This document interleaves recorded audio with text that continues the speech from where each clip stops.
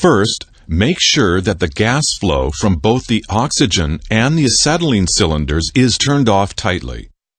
The two cylinders are secured in an upright position. This is usually on a wheeled trolley. Look at the hose pressure and cylinder pressure gauges on top of each cylinder. Both gauges on each cylinder should read 0. If both gauges do not read 0, turn the main cylinder valve on the top of the cylinder clockwise to close it completely. Then you must purge the system of any gas. To purge the system, make sure the main cylinder valve is closed tightly. Pick up the torch handle and note that it has two hoses attached. One hose supplies acetylene, the other oxygen. Turn the oxygen regulator under the gauges clockwise and open the oxygen valve on the handle. This will purge any gas that may still be in the system, and the gauges should both drop back to 0. Repeat this procedure with the acetylene cylinder. The torch handle is the connection between the hoses and the working tips. It consists of a body and two taps.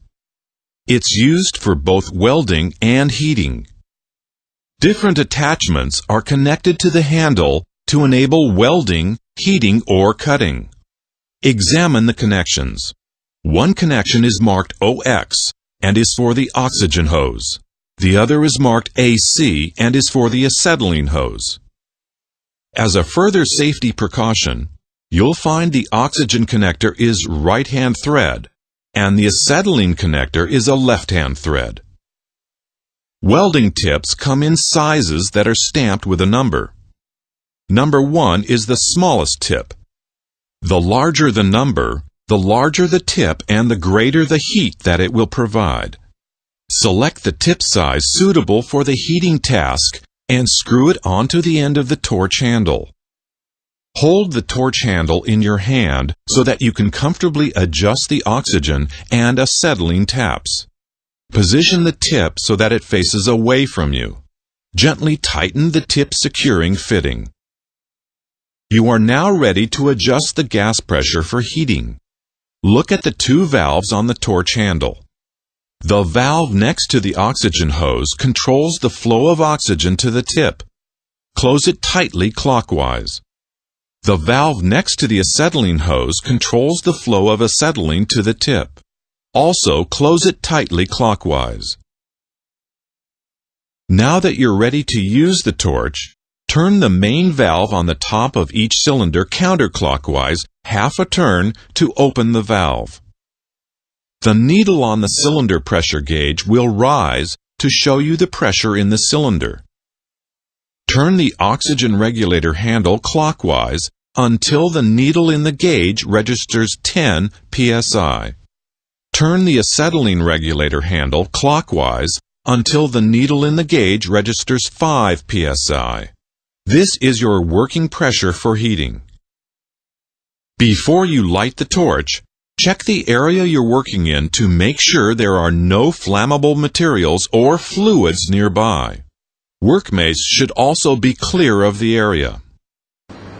The welding flame is not only extremely hot, it also produces dangerous ultraviolet rays, which will damage your eyes.